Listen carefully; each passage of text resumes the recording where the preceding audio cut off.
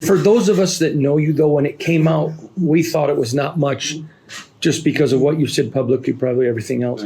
Is that the most difficult part of being a superstar, that people parse every word, every comma? I'd say for the average person, yes. For me, like I said, if nobody came to me and was like, these are the issues that are going on in the world. First of all, I don't pay attention. I like live under a rock half the time. I find out stuff that usually lasts. I told you I find out I was traded on Twitter, so I don't usually know what's going on with that, nor do I care. And I don't mean this in a malicious way at all, but I've become who I've become by not caring. Like I was in the dumps. I talked to you guys when I first got here. I was in one of the worst parts of my life when I was in the NFL, as far as mental headspace and confidence-wise and everything. And when I learned to stop caring about what other people think, like now, if I drop the ball in the game, it's just something that happened. It's not like, oh my God, there's 80,000 people in here. It's on TV. All these things. I don't really have the other factors that, those don't contribute to my mindset in a negative way. So when I hear about it, I'm like, it is what it is. So it's definitely difficult for, the average person in this position. But for me, I keep it rolling. I'm going to keep it pushing the same way as if it never happened. And the damage control usually comes in to try to make sure people understand. And I don't want guys walking around feeling uncomfortable in the building or otherwise. And it usually only comes where I do decide to, come forth and speak up to, when I actually care about that person enough. And clearly I care about the people in this building to do that.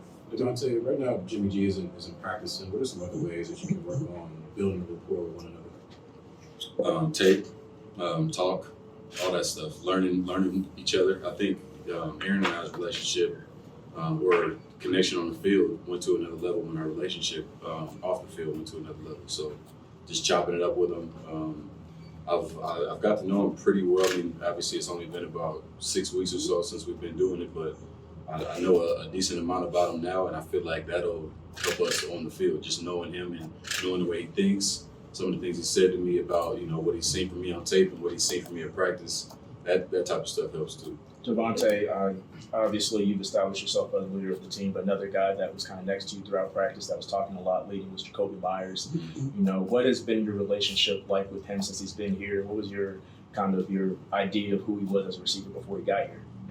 That's a great question. I told Jacob, I said, man, I learned more about him, and part of it was my ignorance. Like I said, I live under a rock a lot of times, so I didn't really see, in New England, I didn't see him featured as much as maybe he should have been based off of what I saw, when they came here and we practiced against him, and so far what I've seen from him now. I mean, he's a pro. He's got a lot of tools on the field, and the way he thinks about the game to be a relatively young player is impressive to me. So I'm excited to work alongside him too. Going back to a second, you talked about stopping. You don't care anymore. You didn't think about a drop early in your career. You don't think about that now. You kind of let that go. Do you think success allowed you to not think about those things, or do you think you had success because you stopped thinking about those things? Another good question. I think that it's a little bit of both. The real confidence, like every receiver is going to tell you, I think I'm the best, or I want to be the best. That's the right mindset to have, right? But once you have a little bit behind it, whether it's the resume or you make plays in practice or just your work ethic, you've changed something in the way you operate on a daily basis. Things that you actually do contribute to the mindset and the true confidence, because we can all say whatever. You can say I'm the best writer in the world, but if everything you write is lackluster, then that's not. You're just saying it at that point. Nobody's going to really respect it. So.